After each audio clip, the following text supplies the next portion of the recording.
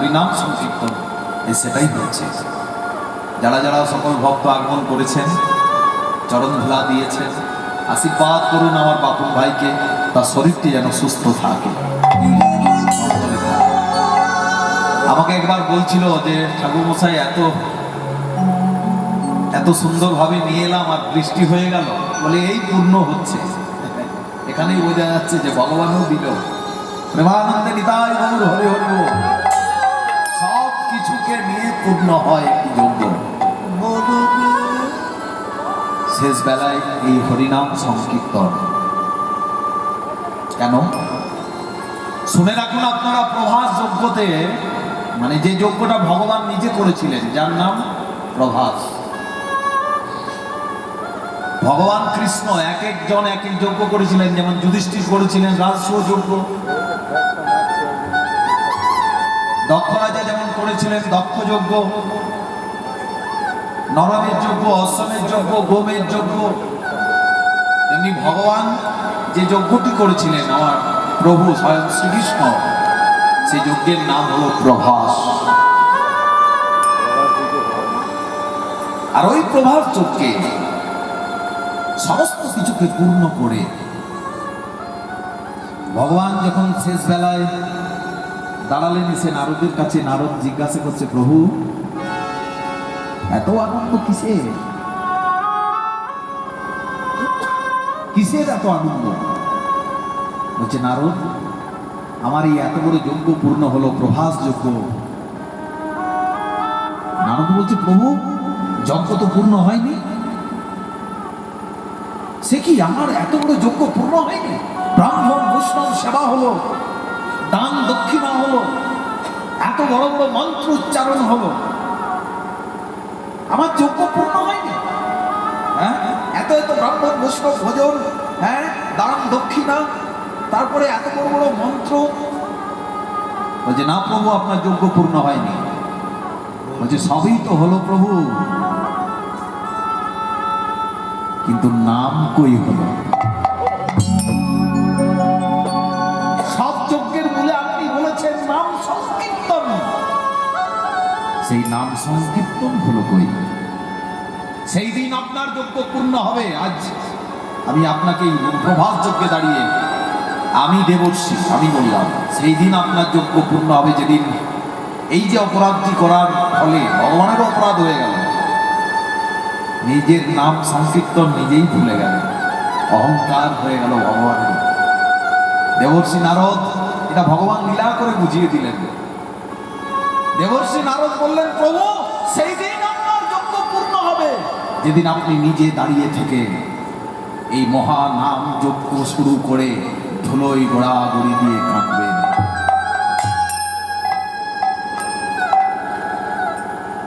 সেই দিন আপনার যজ্ঞ পূর্ণ হবে। নাম সংকীর্তনে ঘোরাঘুরি, আমি রাজার ছেলে, নন্দ রাজা, বলছে একদিন আপনাকে ভিখারিত হতেই হবে। আজ সে যে রাজা ধীরাজ, কাল সে ফকির ভিক্ষা চায়, চিরদিন কাহারও সমান নাহি যায়।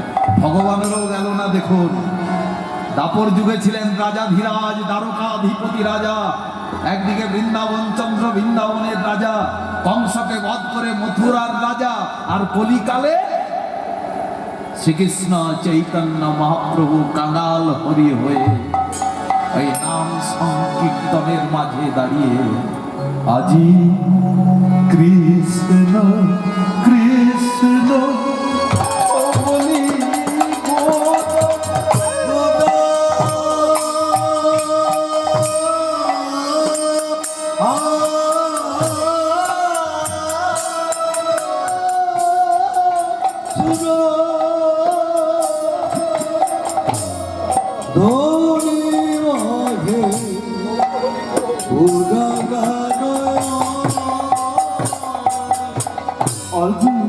কৃষ্ণ কৃষ্ণ ও বলি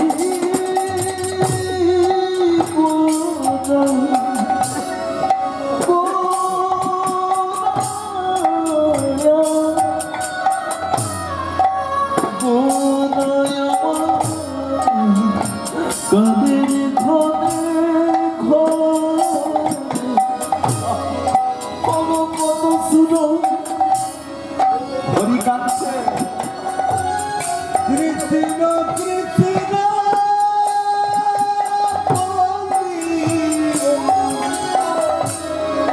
বলি গোটা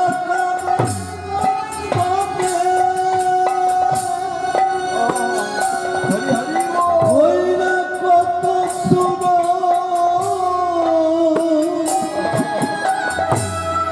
কত শুনো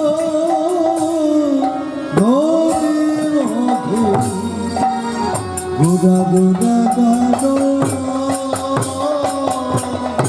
গোদার নয়নে থাকে বিদায় লাগো কোনজন দাদাবে বিদায় লাগো গোদার নয়নে থাকে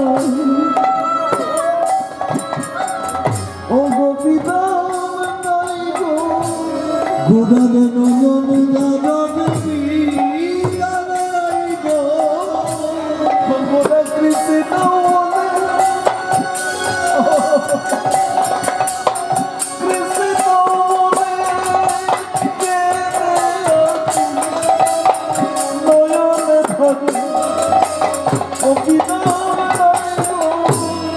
গোটা কৃষ্ণ মনে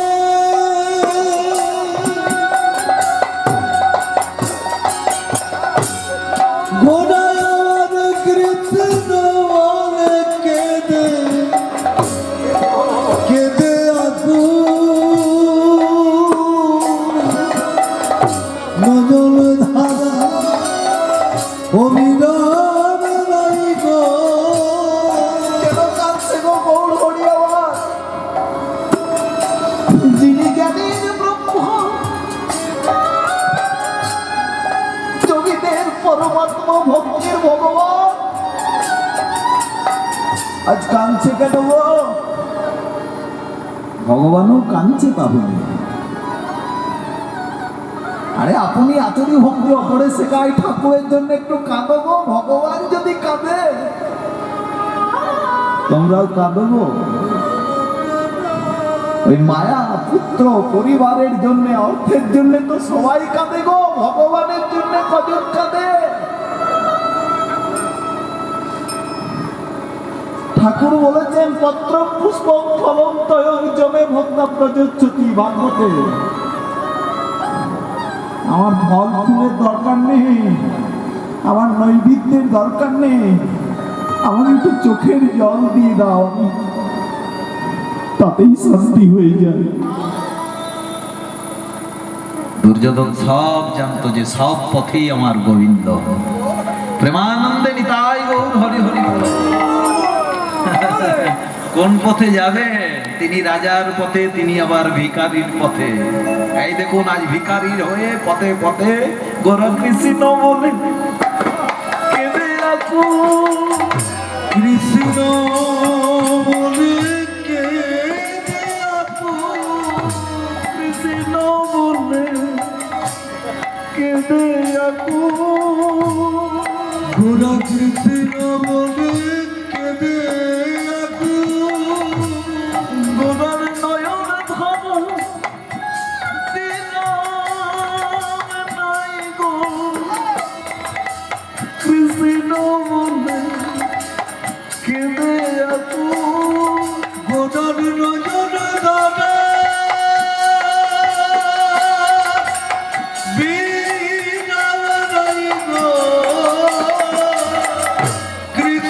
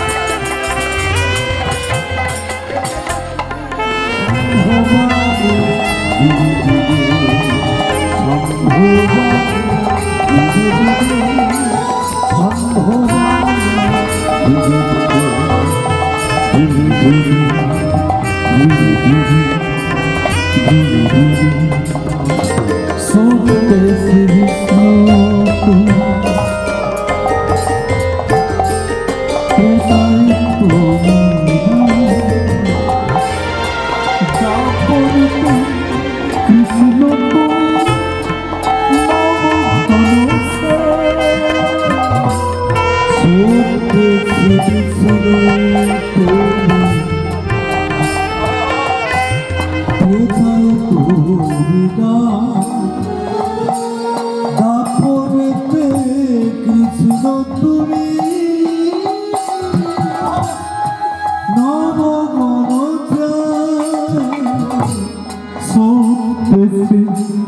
বিষ্ণু তুমি ত্রেতায় তুমি দাপরেতে কৃষ্ণ তুমি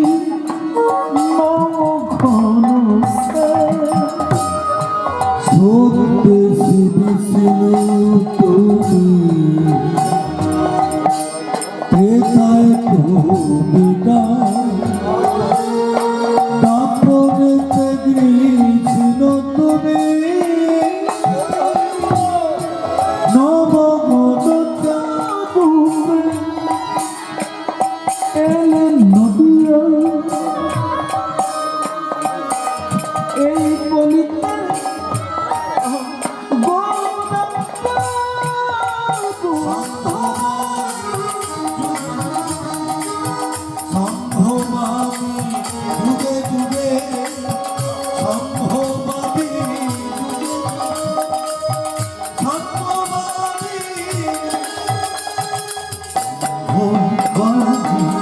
যুগে যুগে যুগে যুগে যুগে যুগে যুগে যুগে ওখান থেকে জয় করে উঠে আসতে হবে, এটাই তো লীলা।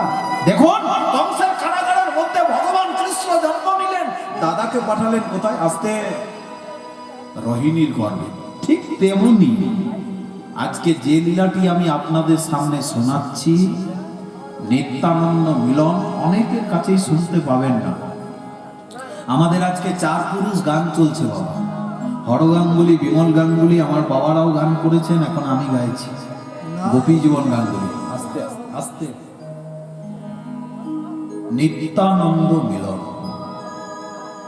যদি কেউ বলেন গৌরের বড় দাদার নাম নিতাই, আমি বলবো একটু চৈতন্য চরিতামৃতটা দেখুন, চৈতন্য ভাগবত দেখুন। গৌরের বড় দাদার নাম নিতাই নয়, গৌরের বড় দাদার নাম হচ্ছে, গৌরের নাম কি? এ তো ভক্তের দেওয়া গৌর হরি। গৌরের কি নাম? নিমাই, চৈতন্য মহাপ্রভু, শ্রীকৃষ্ণ চৈতন্য না। আমার গৌর হরির নাম হলো বিশ্বম্ভর। ভালো করে দেখবেন আপনারা, চৈতন্য চৈতন্য খুলে বিশ্বম্ভর। আর গৌর হরির বড় দাদার নাম হলো বিশ্বরূপ। এই 2 ভাই, তাহলে নিত্যানন্দ। এই জন্য তো আজ লীলাটি। কি করে নিত্যানন্দ হলো, কি করে নিত্যানন্দ বড় দাদা হয়? একটি অংশ হচ্ছে শচীর গর্ভে বিশ্বরূপ রূপে, আর একটি জন্মগ্রহণ করলো বীরভূম জেলায় একচক্রা গ্রামে, তারাপীঠ থেকে 7 কিলোমিটার দূরে বীরচন্দ্রপুর। আজ সেখানে যদি যান না তাহলে বুঝতে পারবেন। আমার এই বন্ধু আজকে লাইভ করছে ওখান থেকে। নিত্যানন্দের জন্ম, নিত্যানন্দের জন্মস্থান ঘুরে আসবেন। তারাপীঠ থেকে 7 কিলোমিটার বীরচন্দ্রপুর একচাকা গ্রাম, দর্শন করে আসবেন সবাই। আগে নবদ্বীপে যাওয়ার আগে নিত্যানন্দের কাছে যাবেন, না হলে কিন্তু নবদ্বীপ যে কোনো লাভ হবে না। জয় রাধা। আর নবদ্বীপের পরে বৃন্দাবন যাবেন। গৌরাঙ্গ বলিতে হবে পুলক শরীর, তবে পরে হরি হরি বলিতে নয়নে বহেনি। আগেই যদি বৃন্দাবন চলে যান, আর তারপরে শেষে লীলা চলে জগন্নাথে। এখন বিয়ে হলেই বলছে পুরীতে চল, মানে সাগরে ঝাঁপ দিতে। তীর্থে তো এরা যায় না বাবা, এরা আনন্দ করতে যায়, পর্যটক হয়ে। নিতাই গৌর হরি বল। যাই হোক, সব করুন তার মাঝে আনন্দ করুন। আজকে লক্ষ্য করুন, নিত্যানন্দের জন্ম তারাপীঠ থেকে 7 কিলোমিটার দূর, বীরভূমি যাহাই বীরভূম। মায়ের 7টা অঙ্গ বীরভূমেই পড়েছে, তার মধ্যে বিশেষ একটি অঙ্গ হলো তারাপীঠ, মানে তারাটা পড়েছে।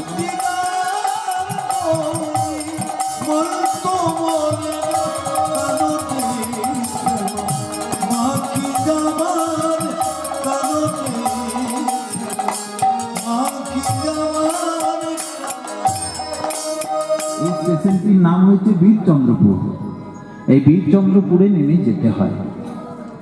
সেইখানে পদ্মাবতীর গর্ভে হারাই পণ্ডিতের ঘরে জন্ম নিলেন আমার নিত্যানন্দ ঠাকুর।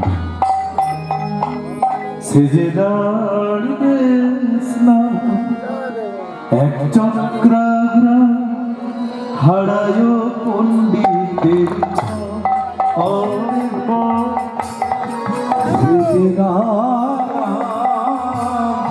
হারায় পণ্ডিতের ঘরে, হারায় পণ্ডিতের ঘর, সেজেদার দেশনা এক চক্রাগ্রা হারায় পণ্ডিতের ঘরে, হারায় পণ্ডিতের ঘরে, সেজেদার দেশনা এক চক্রাগ্রা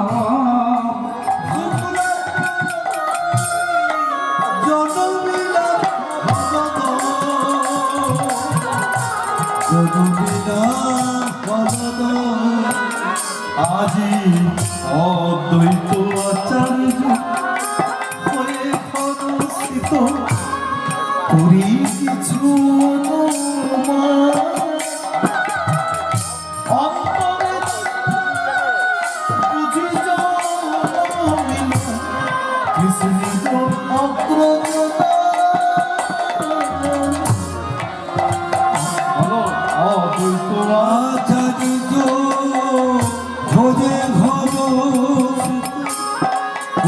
কিছু অনুমান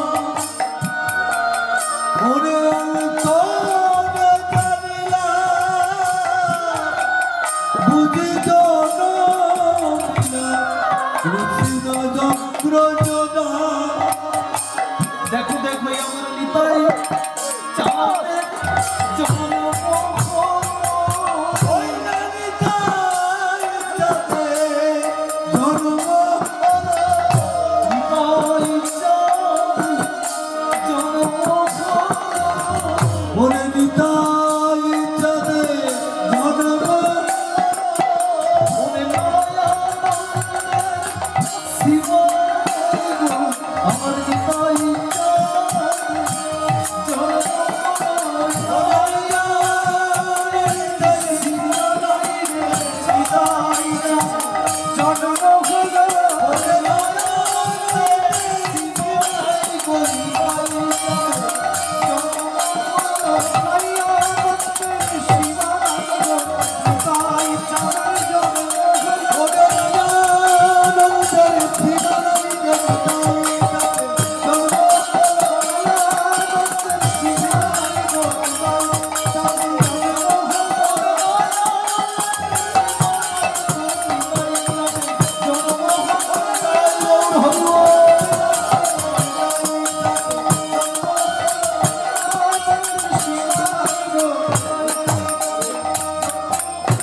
জন্ম হয়ে